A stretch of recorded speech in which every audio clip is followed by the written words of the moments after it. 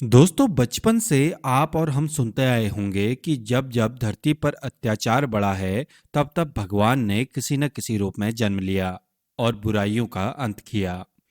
ठीक इसी तरह से कई संत महात्माओं ने भी समय समय पर जन्म लिया और अपने चमत्कार से समाज को सही मार्ग दिखाया। फिर चाहे वह संत एकनाथ हों या फिर संत तुकाराम। नमस्कार दोस्तों, मेरा नाम है कमल और आप देख रहे हैं एक कहानी।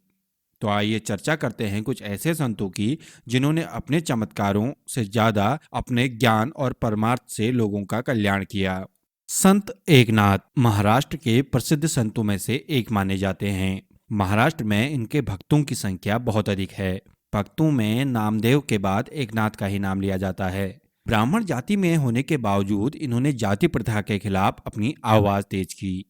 समाज के लिए उनकी सक्रियता ने उन्हें उस वक्त के सन्यासियों का आदर्श बना दिया था। दूर दूर से लोग उनसे मिलने आया करते थे। उनसे जुड़े एक चमत्कार की बात करें तो एक बार एकनाथ जी को मानने वाले एक सन्यासी को रास्ते में मरा हुआ एक गधा मिला था, जिसे देखकर वो उसे दंडवत प्रणाम करते हैं और कहते हैं, तू परमात्मा है। उनके इतना कहते ही वह गधा जीवित हो जाता है।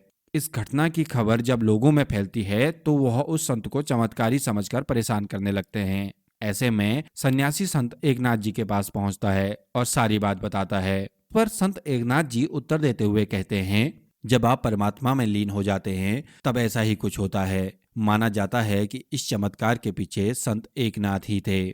संत तुकाराम।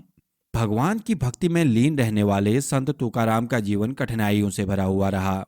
माना जाता है कि उच्च वर्ग के लोगों ने हमेशा उन्हें नीचा दिखाने की कोशिश की। एक बार एक ब्राह्मण ने उनको उनकी सभी पोथियों को नदी में बहाने के लिए कहा, तो उन्होंने बिना सोचे समझे पोथियां नदी में डाल दी। बाद में उन्हें अपनी करनी पर पश्चाताप हुआ तो वह विट्ठल मंदिर के पास जाकर रोने लगे। वह लगातार 13 दिन तक बिना कुछ खाए पिए वहीं पड़े रहे। उनके इस तप को देखकर 14वें दिन खुद भगवान को प्रकट होना पड़ा। भगवान ने उन्हें आशीर्वाद देते हुए उनकी पोथियां सौंप दी। आगे चलकर यही तुकाराम संत तुकाराम के रूप में प्रसिद्ध हुए और समाज के कल्याण में लग गए। संत ज्ञानेश्वर। इनकी गिनती महाराष्ट्र के उन धार्मिक संतों में होती है जिन्होंने समस्त मानव जाति को ईर्ष्या, द्वेष और प्रतिरोध से दूर रहने की शिक्षा दी थी। संत ज्ञानेश्वर ने 15 वर्ष की छोटी सी आयु में ही गीता की मराठी में ज्ञानेश्वरी नामक भाष्य की रचना कर दी थी। इन्होंने पूरे महाराष्ट्र में घूम घूम कर लोगों को भक्ति का ज्ञान दिया था। उनके बारे में कहा जाता है कि उनका इस धरती पर जन्म लेना किसी चमत्कार से कम नहीं था। उनके पिता उनकी मां रुक्मणी को छोड़कर सन्यासी बन गए थे। ऐसे में एक दिन रामानंद नाम के एक संत ने उनके आलंदी गांव आए और उन्होंने रुक्मणी को पुत्रवती भाव का आशीर्वाद दे दिया। जिसके बाद ही इनके पिता ने गुरु के कहने पर गृहस्थ जीवन में प्रवेश किया और संत ज्ञानेश्वर का जन्म हुआ। संत नामदेव एक प्रसिद्ध संत थे। उन्होंने मराठी के साथ हिंदी में भी कई सारी रचनाएं की। उन्होंने लोगों के बीच ईश्वर भक्ति का ज्ञान बांटा। उनका एक किस्सा बहुत ही चर्चित है। एक बार संत ज्ञानेश्वर के साथ तीर्थ यात्रा पर नागनाथ पहुंचे। जहां उन्होंने भजन कीर्तन का मन बनाया तो कुछ विरोधियों ने कीर्तन करने से रोक दिया। विरोधियों ने नामदेव से कहा कि अगर तुम्हें भजन कीर्तन करना है तो मंदिर के पीछे जाकर करो। इस पर नामदेव मंदिर के पीछे चले गए। माना जाता है कि उनके कीर्तनों की आवाज सुनकर भगवान शंकर ने स्वयं प्रकट होकर उन्हें दर्शन देने आ गए और इसके बाद नामदेव से चमत्कारी संत के रूप में उन्हें ख्याति मिली। स्वामी समर्थ जी का जन्म गोदा तट के निकट जालना जिले के ग्राम जाम्ब में हुआ था। अल्पायु में ही उनके पिता गुजर गए और तब से उनके दिमाग में वैराग्य घूमने लगा। हालांकि मां की जिद के कारण उन्हें शादी करनी पड़ी, पर मौके पर वह मंडप तक नहीं पहुंचे और वैराग्य ले लिया।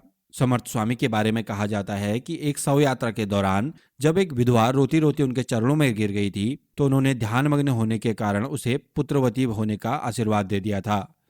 इतना सुनकर विधवा फूट फूट कर रोने लगी। रोते हुए वह बोली, मैं विधवा हो गई हूँ और मेरे पति की अर्थी जा रही है। स्वामी इस पर कुछ नहीं बोले और कुछ देर बाद जैसे ही उसके पति की लाश को आगे लाया गया तो उसमें जान आ गई। यह देखकर सबकी आंखें खुली की खुली रह गई थी। सभी ने इसे समर्थ स्वामी का चमत्कार बताया। बाबा देवराहा उत्तर प्रदेश के एक प्रसिद्ध संत थे। कहा जाता है कि हिमालय में कई वर्षों तक वे अज्ञात रूप में रहकर साधना किया करते थे। हिमालय से आने के बाद वे उत्तर प्रदेश के देवरिया जिले में सरयू नदी के किनारे एक मचान पर अपना डेरा डालकर धर्म कर्म करने लगे, जिस कारण उनका नाम देवरहा बाबा पड़ गया। उनका जन्म अज्ञात माना जाता है। कहा जाता है कि एक बार महावीर प्रसाद बाबा के दर्शन करके वापस लौट रहे थे। तभी उनके साले के बेटे को सांप ने डस लिया। चूंकि सांप जहरीला था, इसलिए देखते ही विष पूरे शरीर में फैल गया। किसी को कुछ समझ नहीं आ रहा था कि क्या करें, इसलिए वह उसे उठाकर बाबा देवराह के पास ले आए। बाबा ने बालक को काटने वाले सांप को पुकारते हुए कहा कि तुमने इसे क्यों काटा?